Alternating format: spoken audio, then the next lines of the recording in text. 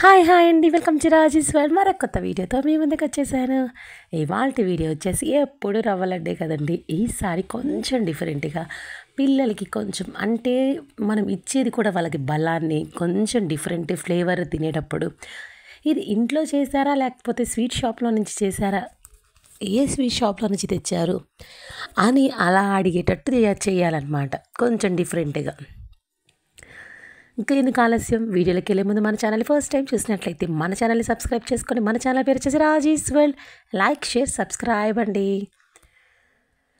ఇప్పుడైతే నేను ఒక బౌల్ తీసుకొని ఒక చిన్న గ్లాసు బొంబాయి రవ్వ తీసుకున్నానండి. దాంట్లోకి హాట్ వాటర్ పనిలేదు, కోల్డ్ వాటర్ అంటే చల్ల వాటరే కొంచెం కొంచెంగా వేసుకొని మనకు చపాతీ పిండి ఎలా కలుపుకుంటామో అలా కలుపుకుంటే సరిపోతుంది. దీన్ని ఇలా కలుపుకున్న తర్వాత ఒక చిన్న ప్లేటు అంటే పెద్ద ప్లేట్ అయినా చిన్న ప్లేట్ అయినా వెనకకి ప్లేట్ ఉల్టా తిప్పేసి నెయ్యి రాసుకొని ఆ ప్లేట్కి నెయ్యి అంతా అప్లై చేసుకోవాలి. ఈ విధంగా అప్లై చేసుకున్న తర్వాత మనకి మనం రొట్టె చేసుకుంటాం చూడండి. ఆ రొట్టె చేసుకునే దానిలాగా రొట్టెలాగా చేసుకుందాము. ఈ బొంబాయి రవ్వ పిండి ముద్దని బాగా రొట్టెని ఎట్లా చేసుకుంటామో అలా చేసేసుకోవాలి. ఇదిగోండి ఈ రకంగా పలచగా అయినా చేసుకోవచ్చు, మందంగా అయినా చేసుకోవచ్చండి. ఇలానే చేసుకోవాలని ఏం లేదు. ఇదిగోండి నేనైతే ఈ రకంగా చేసుకున్నాను. ఈ రకంగా చేసుకునే దాన్ని ఇప్పుడు మనకి రొట్టె పెంకు ఉంటుంది కదండి. ఆ రొట్టె పెంకు మీద దీన్ని తీసేసి వేసుకుందాము. నెయ్యి నూనె ఏమీ లేకుండా దీన్ని 5 నిమిషాల పాటు సిమ్లో లోపల నుంచి కాలేటట్టు పచ్చివాసన పోయి మాడకుండా పచ్చివాసన పోయేంత వరకు ఉండి లైట్ గోల్డెన్ బ్రౌన్ వచ్చేంత వరకు ఉంచుకుంటే సరిపోతుంది. మరీ రెడ్గా మనకి రొట్టెలు కాల్చుకుంటాం చూడండి, పైన అక్కడక్కడ నలిపి వస్తుంది చూడండి, అలా కాకుండా మనకి 2 నిమిషాలకు ఒకసారి మార్చుకుంటూ తిప్పుకుంటూ రొట్టెని బాగా నీట్గా గోల్డెన్ బ్రౌన్ వచ్చేంత వరకు కాల్చుకుంటే సరిపోతుంది. చూడండి ఈ రకంగా వస్తే సరిపోతుంది. మళ్ళీ తిప్పుకోవాలి. ఇంకొండి రొట్టె మొత్తం ఇంకా ఈ రకంగా వచ్చింది అని అంటే ఇంకా ఓకే సరిపోతుంది అని అనమాట. ఇప్పుడు మనం దీని మీద నుంచి తీసేసుకుందాము. ఇది చల్లారేలోపు మనకి దీనికి నేను కావాల్సినవి 3 క్యారెట్ తీసుకున్నానండి. దీన్నైతే పీల్ చేసేసుకొని తురుముకుందాము. పైన కింద కట్ చేసేసుకొని చెక్కు తీసేసుకుందాము. చెక్కు తీసేసుకొని తురుముకుందాం అనమాట. కొంతమంది చాపర్తో తురుముకోవచ్చు, కొంతమంది ఎట్లయినా నేను పీలర్తోనే చేసేసుకొని తురుముకునే దానితోనే తురిమేసుకుంటాను. ఇంకా విషయానికి వచ్చేస్తే క్యారెట్ కంటికి మంచిది అండ్ బ్లడ్ బాగా పడుతుందండి.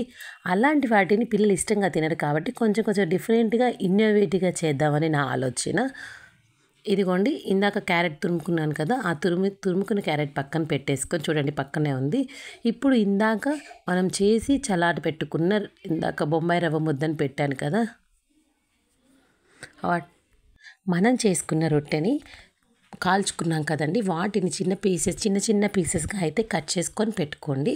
ఈ చిన్న పీసెస్గా కట్ చేసుకొని పెట్టుకున్నవి మనం మిక్సీ బౌల్లోకి, చిన్న బౌల్ అయితే చిన్న బౌల్, పెద్ద బౌల్ అయితే పెద్ద బౌల్, ఆ మిక్సీ బౌల్లోకి కన్వర్ట్ చేసేసుకొని మెత్తటి పౌడర్ లాగా చేసేసుకుందామండి.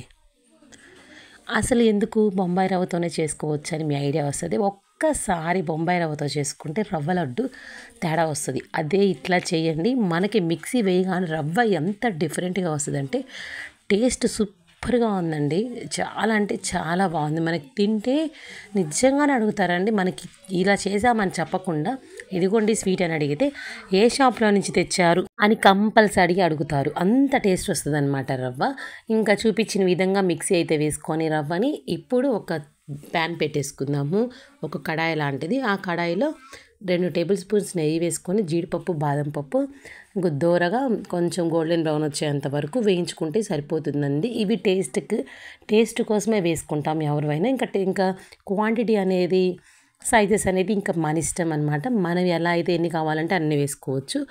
ఇది గోల్డెన్ బ్రౌన్ కలర్ వచ్చేసింది కదా, ఇప్పుడు వీటిని తీసుకుందామండి. వీటిని తీసుకున్న తర్వాత ముందుగా తురుము పెట్టుకున్న క్యారెట్ని వేసుకుందాము.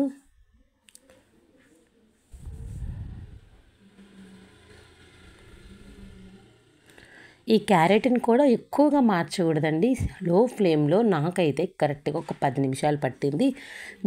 విడివిడిగా పొడి పొడిగా దూరగా వేయించుకొని క్యారెట్లోని పచ్చివాసన పోయేంత వరకు వేయించుకోగలిగితే, ఒక 5 నిమిషాలు అక్కడే ఉండి సిమ్లో వేయించుకోగలిగితే మనకి ఈ లడ్డూలు వచ్చేసి 2-3 రోజుల పాటు నిల్వ ఉంటాయండి. ఎక్కువ రోజులు కూడా ఉంటాయి, కాకపోతే 2-3 రోజులు చాలా ఫ్రెష్.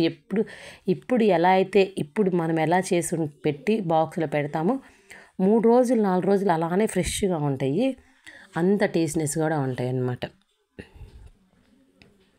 ఇదిగోండి ఈ రకంగా దోరగా వేయించేసుకుంటున్నాను. క్యారెట్ని పొడి పొడిగా పచ్చి వాసన పోయేంత వరకు వేయించుకుందాము. దీంట్లో ఏముందండి, బొంబాయి రవ్వ క్యారెట్. పిల్లలకి దీనివల్ల నష్టమైతే ఏం లేదు, లాభమే. కానీ క్యారెట్ చాలా మంచిది కదా, వీటిని విడిగా పెడితే తినరు, ఇలా పెడితే కంపల్సరీగా తింటారు. ఇంకోండి ఆల్మోస్ట్ క్యారెట్ అయితే వేగిపోయింది. ఇప్పుడు ఇందాక మిక్సీ పట్టుకున్న బొంబాయి రవ్వ రొట్టెలాగా చేసేసుకొని మనం మిక్సీ పెట్టుకున్నాం కదా రవ్వని, ఆ రవ్వను వేసుకుందాము.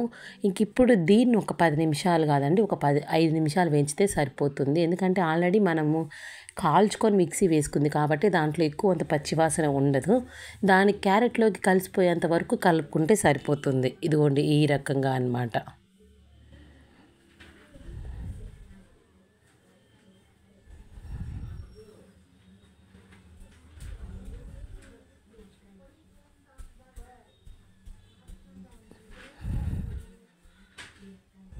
ఇదిగోండి ఈ రకంగా కలుపుకుంటూ క్యారెట్లోని పచ్చివాసన రవ్వలోని పచ్చివాసన లేకుండా ఉండేంత వరకు ఒక 5 నిమిషాలు పడుతుంది.